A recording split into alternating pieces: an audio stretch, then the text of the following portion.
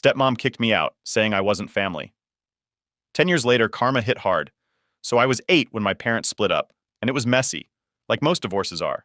I didn't really get it back then. All I knew was my dad and mom weren't together anymore, and suddenly I was bouncing between their houses, trying to figure out what normal was supposed to feel like again. Not long after, my dad met Lauren. At first, she seemed like she could be all right, you know? She'd talk to me like she actually cared and would even bring me snacks when she visited. I thought, hey, maybe she's going to be like those cool stepmoms you see on TV. But man, was I wrong. Less than a year after the divorce, my dad remarried her. It all happened so quick, like I barely had time to wrap my head around my parents not being together. And suddenly, there's this new woman in our life acting like she runs the show. At first, it was little things. She'd give me these weird looks if I wanted to spend time with my dad, like I was intruding or something. And then, slowly, she started pulling my dad away. It was like a switch flipped the second they got married. She wasn't the friendly woman I thought she was before. She was different. She made it clear I wasn't part of the picture she had in her head for her perfect family. And the worst part, my dad just went along with it, like he was too wrapped up in his new life to notice how much I was getting pushed out. I still remember one of the first times it really hit me that things were never going to be the same. My dad promised we'd go out together, just the two of us. It had been a while since we'd done that, and I was excited. But then, last minute, Lauren suddenly had plans with him, and I got left behind. It wasn't even a one-time thing either. After that, it felt like any time I wanted to spend time with him, she'd pop up with some excuse or plan, and he'd always pick her, every single time. And then there was Cora, Lauren's baby. I didn't have any issues with Cora at first. She was just a baby after all. But Lauren used her as a reason to keep me around and make me useful. Whenever they wanted to go out or have date night, guess who had to babysit? Yeah, me. I'd be promised all these things like, oh, you can hang out with your friends later, or we'll do something fun next time. But it never happened. Plans would change last minute, and suddenly I was stuck at home while they went out. It was honestly like I was their backup plan for whenever they wanted alone time. They'd say stuff like, you're such a great big sister to Cora, trying to make it seem like they appreciated it, but I knew what was really going on. I was a free babysitter, and that was it. And the weirdest part? It felt like Cora was the only thing that mattered to them. When they were home, it was all about her. They'd do all these fun activities with her, and if I tried to join in, Lauren would just brush me off saying something like, oh, this is just a little mommy and Cora time. Or she'd tell me to go do something else, and my dad wouldn't even say a word. One time, they took Cora to a fair that I'd been wanting to go to for ages. I'd mentioned it to my dad a few times, hoping we could go together. But nope, Lauren planned it all out, and they just left me behind. I found out they went when I got back home from my grandma's. Apparently, they didn't want to bother me, and thought it would be better as a family-only outing. Like, what the hell? Wasn't I supposed to be part of the family too? That's the thing that really got to me. How my dad just stood there not saying anything. I mean, he was supposed to have my back, right? But he didn't. It was like he was so caught up in keeping Lauren happy that he didn't care if I felt left out. I started to notice this happening more and more. Anytime something fun came up, like trips to the beach, movie nights, or going out to eat, I'd suddenly have chores or I'd be sent off to stay with my grandma. Don't get me wrong, I love my grandma. She's always been there for me, and she's one of the few people who treated me like I mattered. But it wasn't hard to see what was going on. Lauren was using these chores and family plans to make sure I wasn't around, and my dad let it happen. It got so bad that I just started staying in my room when I was over there. What was the point of trying to fit in when it was clear they didn't want me there? Every time I'd come out, Lauren would have some passive-aggressive comment or look, like I was invading her space. And my dad? He'd just sit there, like he didn't notice. Or maybe he just didn't care. I think the worst part was when I tried to bring it up to him. I remember sitting him down one day, hoping we could actually talk about it. I told him how I felt left out, how I was always the one babysitting Cora and missing out on things I wanted to do. He just gave me this tired look and said something like, Lauren's doing her best. You need to understand, it's not easy for her either. I wanted to scream. How was any of this about her? I was the one getting pushed aside, not her. But he just didn't get it. Or maybe he didn't want to. It was like he had blinders on, and all he cared about was making his new wife happy. It felt like no matter what I said or did, nothing would change. That was when I realized things weren't going to get better. I was stuck. My dad had chosen Lauren, and I was just an extra piece that didn't fit in the puzzle. So I stopped trying. I stopped asking to go on trips with them. I stopped trying to join in. If they needed a babysitter for Cora, I'd just do it because fighting back didn't do anything except make things worse. It was like the less I said, the less I was noticed, and at least that way, I didn't have to deal with Lauren's attitude. Looking back now, I can't believe how blind my dad was. Or maybe he wasn't blind at all. Maybe he just didn't care. He had this new perfect family, and I was a reminder of the life he left behind. Lauren wanted me out of the picture, and he was fine with it. It hurt to realize that, but it was the truth. And once I accepted that, it made it easier to plan my escape for later. By the time I was 10, I'd already learned to keep my distance and not get too attached to any promises. It was all just words anyway. By the time I was 10, I pretty much knew my place in my dad's new family. I was there to help out, babysit Cora, and keep out of the way when they wanted their family time. The thing is, no one actually said it like that. Lauren would always find a way to phrase it nicely, like, "Oh, Cora's still young, and it's important for her to have some special time with us." But it was clear as day. I was the one who wasn't included. I remember this one time when it really hit me how things were going to be. It was early in the summer, and my dad had promised we'd do something special together since I'd been doing well in school.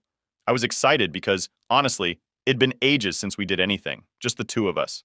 So when he mentioned going to an amusement park, I got my hopes up. I started planning everything in my head, what rides I'd go on, what snacks I'd want. I mean, I was just a kid, and I was desperate for some real father-daughter time. Well, a few days before we were supposed to go, I overheard Lauren on the phone. She was talking to one of her friends, and I could tell she was planning something. She mentioned the amusement park, so I thought, okay, maybe she's getting things ready for the trip. But then I heard her say, "Yeah, it's just going to be the three of us. I want it to be a special day for our little family." My heart sank. I remember standing there, frozen, trying to process what she just said. Three of them. My dad, Lauren, and Cora. No mention of me. I guess I shouldn't have been surprised, but it still stung. I went to my room, trying to figure out how to bring it up to my dad, but I didn't get the chance. The next morning, Lauren came up with a big smile, saying, "Hey, your grandma needs some help this weekend. She's been asking for you, and I know she'd love to have you over." It was so fake. I could tell she was just trying to get me out of the house. But I didn't want to cause a fight, so I agreed. I packed my bag and spent the weekend at my grandma's. I love her, and we had a good time, but the whole time, all I could think about was how my dad, Lauren, and Cora were at that amusement park, having a blast without me. When I got back home, it was like they'd had the time of their lives. Cora was running around with one of those giant stuffed animals you win at the carnival games, and my dad was showing her pictures from the day. They were all smiles and laughs, and I just stood there feeling like I was invisible. Lauren noticed me, and with this fake sweet voice said, "Oh, we didn't want to bother you since you were helping out your grandma. We thought it was best to let you have some alone time with her." It was such a load of crap. They didn't want to bother me because they didn't want me there. Simple as that. And my dad just nodded along, like everything was fine. He didn't even ask me how I felt about it, like my opinion didn't matter. I wanted to scream, but I kept quiet. What was the point? If I said anything, I knew they'd just turn it around on me, make it seem like I was overreacting or being difficult. From that point on, it was like a pattern. Anytime something fun came up, whether it was the amusement park, going to the beach, or even just a movie night, I'd get shuffled off somewhere else. Sometimes it was my grandma's. Sometimes it was, "Hey, why don't you go to your friend's house?" And if I ever tried to join in, Lauren would have some excuse ready. It was either, "This is just a mommy and Cora day," or, "We planned this a while ago, and it wouldn't be fair to change it now." One weekend, they had this big beach day planned. I overheard them talking about it earlier in the week, and I was waiting for my dad to say something like, "Hey, why don't you come with us?" But of course, he didn't. Instead, the day before, Lauren comes up to me and says, "I know how much you love spending time with your grandma. How about you go stay with her for the weekend?" I could have argued, but I already knew it wouldn't get me anywhere. So I went to my grandma's, and sure enough, when I got back, they had all these stories about the beach, how Cora played in the sand, how they had ice cream by the boardwalk, and how much fun they had. I smiled and nodded along, pretending like I was okay with it, but inside I was fuming. It was clear they didn't want me there, and my dad was just letting it happen. The worst was how Lauren would always spin it like it was some great opportunity for me. "Oh, your grandma loves having you around. I know you enjoy spending time with your friends. It's important for Cora to have some special moments." It was all just a way to keep me out of their plans. And the thing that sucked the most was how my dad went along with all of it, acting like nothing was wrong. There was one time when I finally snapped. They were planning another trip, this time to some big water park that I'd been dying to go to. I waited for them to ask if I wanted to come, but when Lauren started talking about family bonding, I knew it was going to be the same as always. When she tried to send me off to my grandma's again, I told her I didn't want to go. I told her I wanted to go with them instead. She gave me this annoyed look and said, "Oh well, we already bought tickets for 3." I looked at my dad, hoping he'd step in and say something, but he just shrugged, like there was nothing he could do. That's when I lost it. I told them how unfair it was, how they always excluded me and only treated me like part of the family when it was convenient for them. Lauren acted shocked, like she had no idea what I was talking about.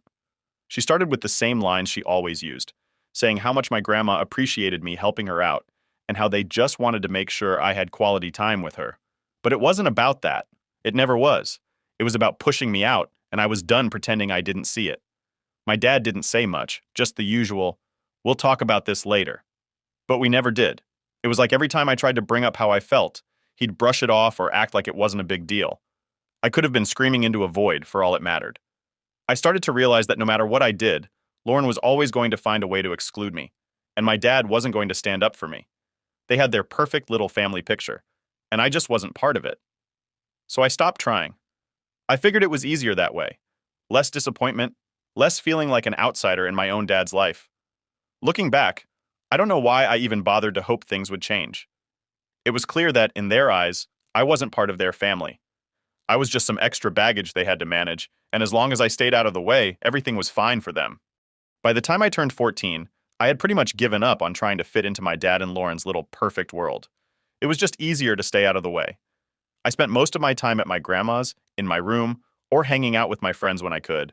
The less I was around them, the less they could push me aside or use me for babysitting. But even with all the avoiding, it still felt like I was constantly walking on eggshells in that house. One day, I had this big plan to hang out with my friends. It was one of those rare weekends where all of us were free, and we had it set for weeks. We were going to hit the mall, see a movie, and grab food. I was really looking forward to it because, honestly, it was one of the few things I had that made me feel like a normal kid. I had been keeping to myself so much at my dad's that hanging out with my friends was the only time I felt, well, included.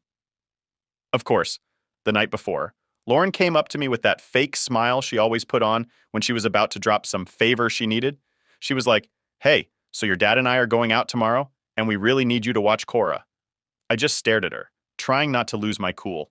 I told her I had plans already and that I'd been looking forward to them for weeks. She acted all surprised, like she hadn't known, but I knew she did. She always knew. She put on her usual act, sighing dramatically and saying, "Well, we don't have anyone else. I thought you'd want to help your family." I felt my blood boiling. This wasn't helping family. This was them using me because they didn't want to bother finding someone else. I told her straight up that it wasn't fair. I'd been babysitting Cora all the time, missing out on so many things, and I deserved one day to hang out with my friends. Lauren's whole face changed. She dropped the nice act real quick and said, "You need to start stepping up and helping out more. This is your family now." That set me off. I told her that it didn't feel like family when I was just there to do chores or babysit Cora. I said how they'd leave me out of everything fun and only pull me in when it was convenient for them. I was tired of it. She just gave me this look like I was being dramatic and said, "We'll talk about this later with your dad." I knew what that meant. It was going to be another one of those talks where I was made out to be the problem. So I just left the room. I knew my plans for the next day were dead in the water, and there was no point fighting it anymore. The next morning, my friends were texting me, asking when I'd be ready. I felt like crap having to tell them I couldn't go. I tried to make up some excuse about a family emergency because I didn't want to admit that, once again, I was stuck babysitting. I could tell some of them were annoyed. I mean, who wouldn't be? I'd bailed on plans so many times because of Lauren's last-minute requests. It was getting to the point where I knew they'd just stop asking me to hang out altogether. Later that day, my dad came home, and Lauren wasted no time dragging me into the kitchen for one of their family talks. My dad looked tired, like he already knew what was coming, and didn't want to deal with it. Lauren started with her usual speech about family responsibility and how I needed to do my part. She made it sound like I was this lazy, ungrateful kid who never lifted a finger around the house, which was total BS. I did more than my fair share, but of course, that didn't matter to them. When she was done, my dad just nodded along and said, "You know, she's right. We need to work together as a family." I looked at him, feeling this mix of anger and sadness. I asked him, "When's the last time we did anything as a family? Every time something fun happens, I'm not included. I'm just here to babysit Cora when it's convenient for you two." He didn't have much to say. He just mumbled some stuff about how things were busy and how I needed to understand that raising a family takes effort from everyone.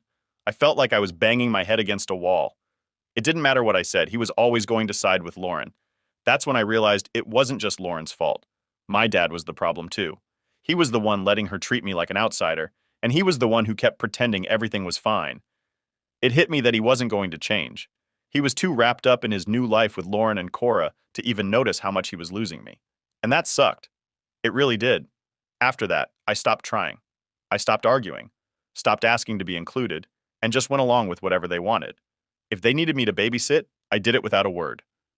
If they told me to go to my grandma's, I packed my bag and left.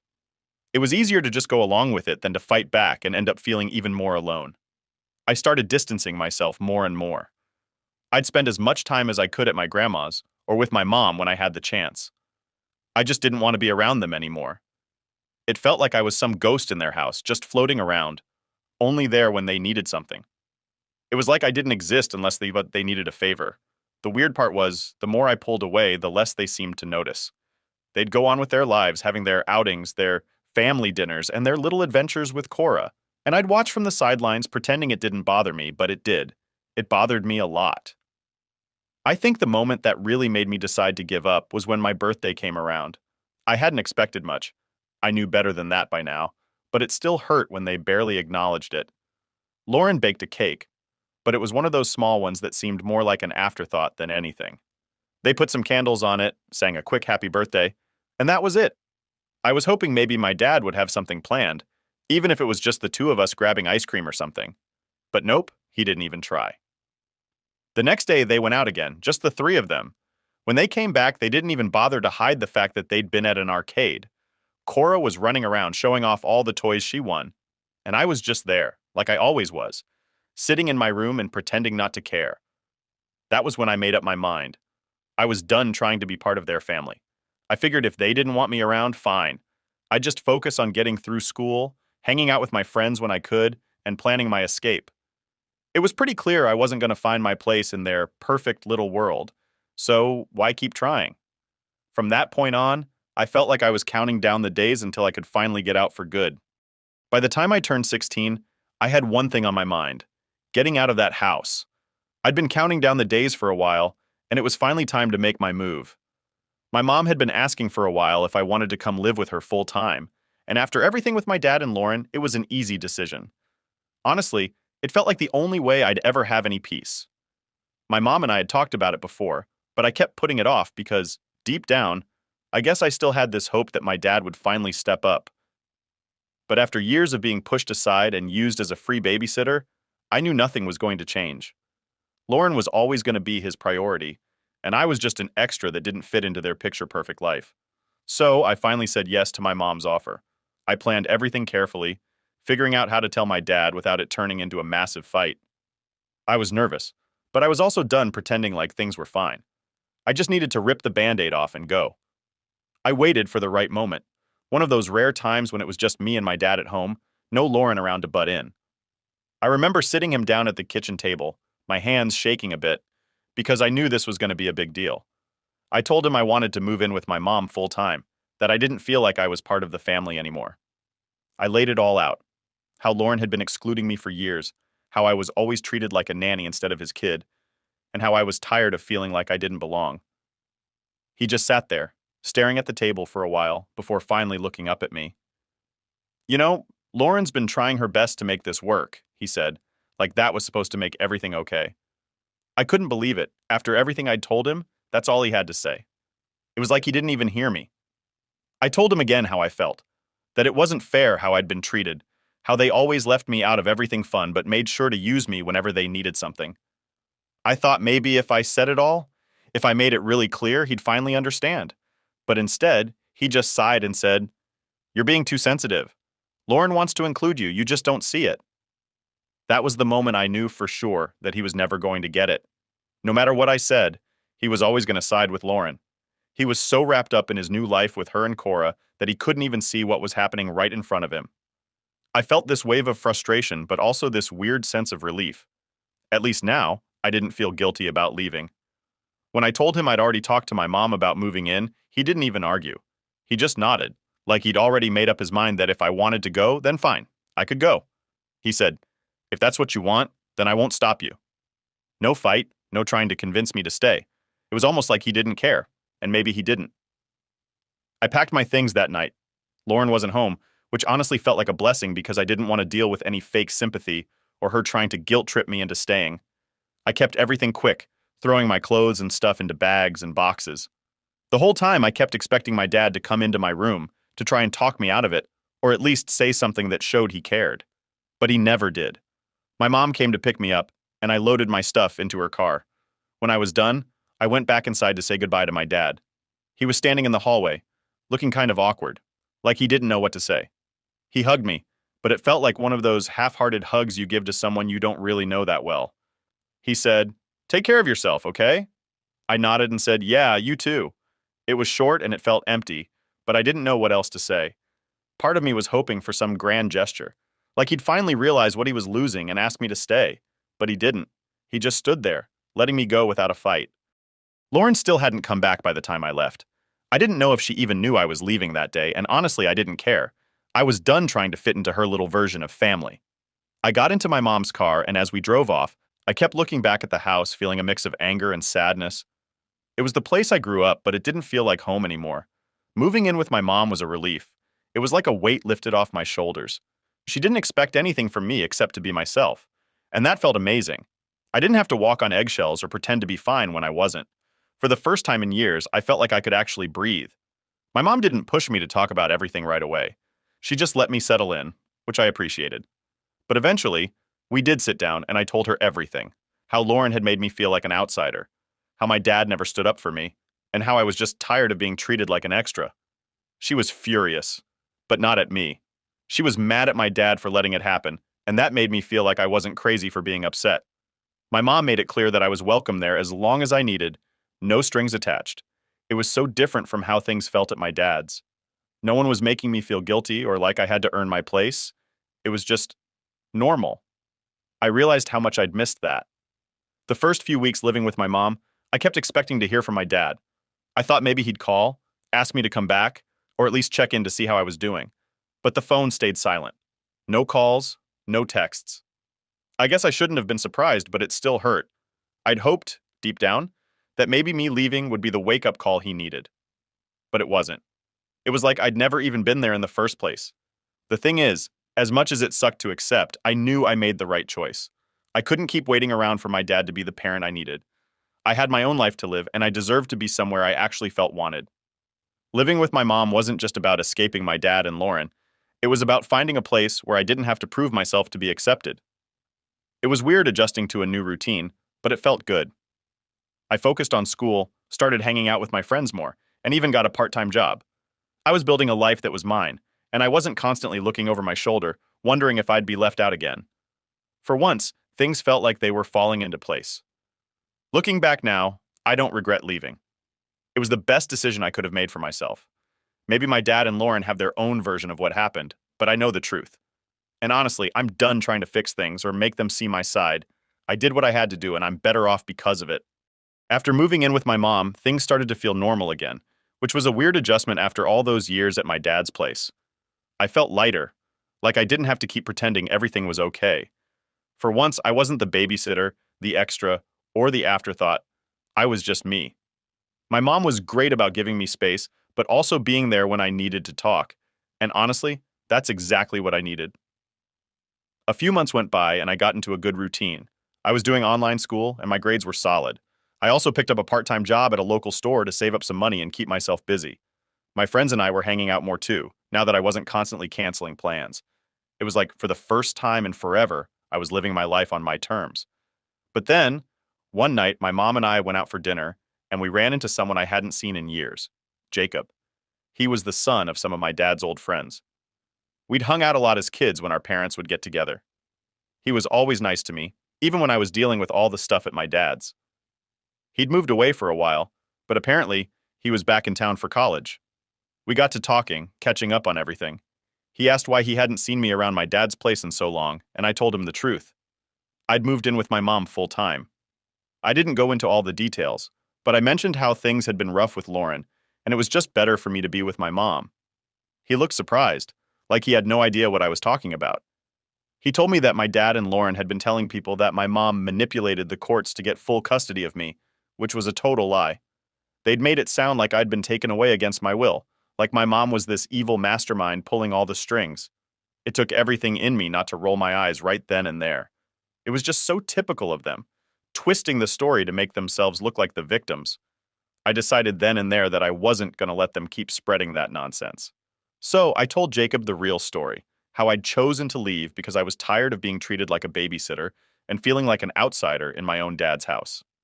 I told him about all the times they'd excluded me from trips and how Lauren made me feel like I didn't belong. I didn't hold back.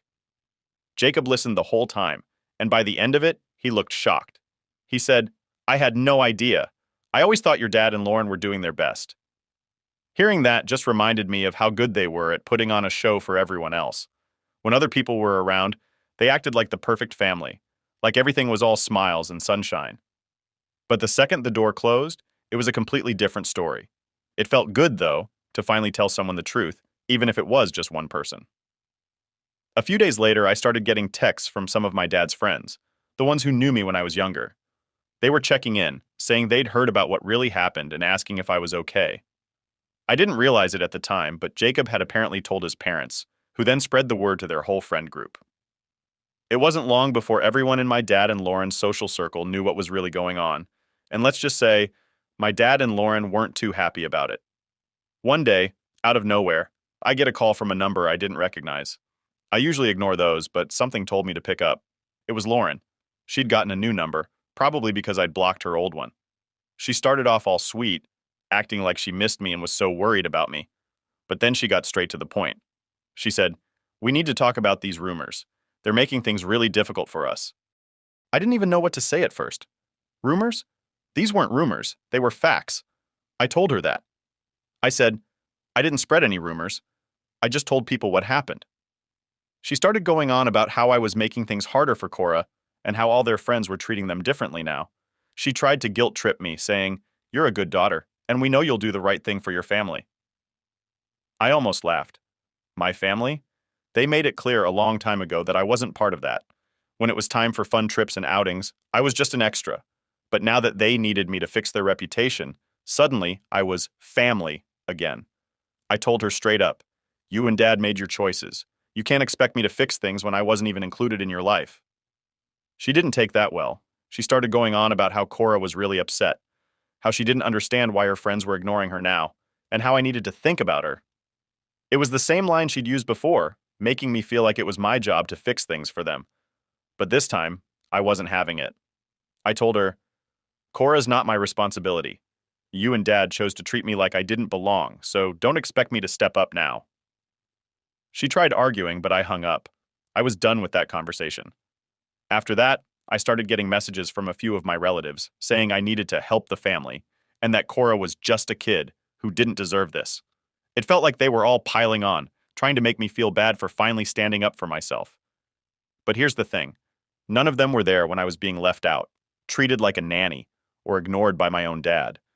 Where were they when I was crying in my room because I felt like an outsider in my own family? They didn't care back then, so why should I care now? Just because things weren't going well for my dad and Lauren didn't mean I owed them anything. They made their choices, and now they had to deal with the consequences. I still feel bad for Cora sometimes because, yeah, she's just a kid, and she didn't do anything wrong. But at the same time, she's not my kid. She's not my responsibility. I'm not going to let them manipulate me into fixing their problems when they didn't even care about me until it was convenient for them. At this point, I'm just focusing on my life. My dad and Lauren can deal with the fallout of their own actions. They had their chance to be a real family to me, and they blew it. I'm not going to waste any more time trying to fix things for people who never made me feel like I was part of their family in the first place. It's not my job to pick up the pieces of a relationship they broke.